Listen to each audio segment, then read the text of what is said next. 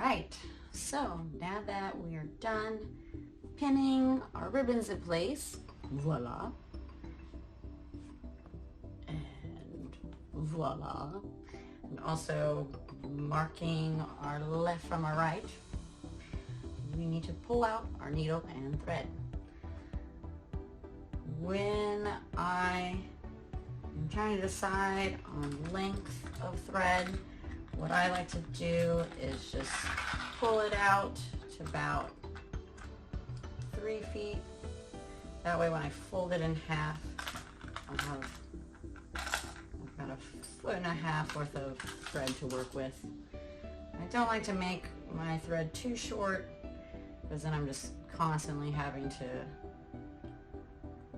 get more thread and set it all back up again. I just want to do one pass per side. Now I've got my length of thread cut. I'm just gonna stick my thread through my needle and pull it all the way through.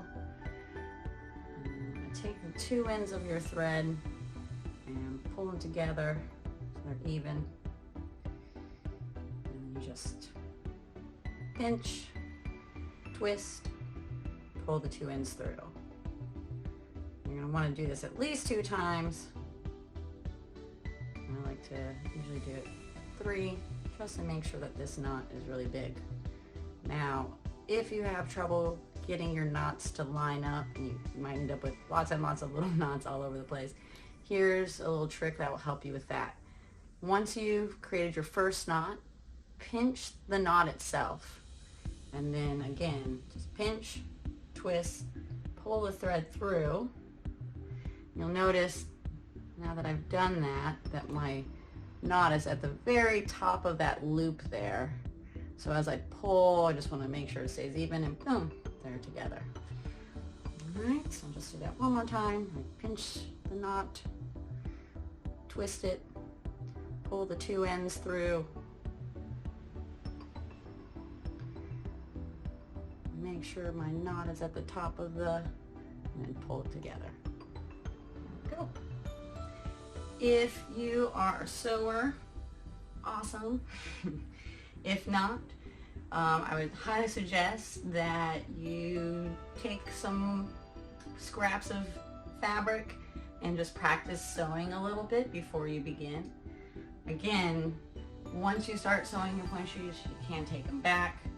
This satin material doesn't hold up too well, so if you have to re-sew your shoes over and over again, it'll start to break down on you, and you'll end up having to get a whole new pair of ribbons just to sew your shoes. A lot of wasted time and frustration.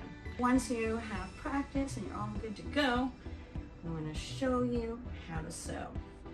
Your thread is the only thing that is keeping your ribbon attached to your shoe. So the way you sew your ribbons and how many stitches you do will make a huge difference to whether or not you have ribbons falling off or pulling or tearing. Now, when you're sewing, like I mentioned before, you don't want to sew on the outside of your shoe.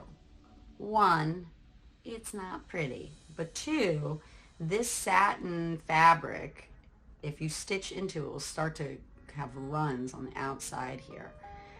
So 1, aesthetically it's not very pleasing, but 2, it starts to break down your shoe and it'll weaken that connection that you have to your ribbons. So you're more likely to have your ribbons fall off if you do that.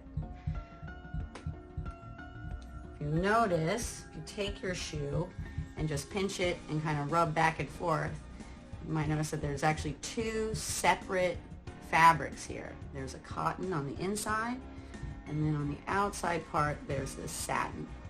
So while you're sewing, you're going to kind of want to pinch and sort of push and separate the 2 fabrics just to make sure that you're not accidentally sewing through the satin in any way. Alright, so let's start sewing some shoes.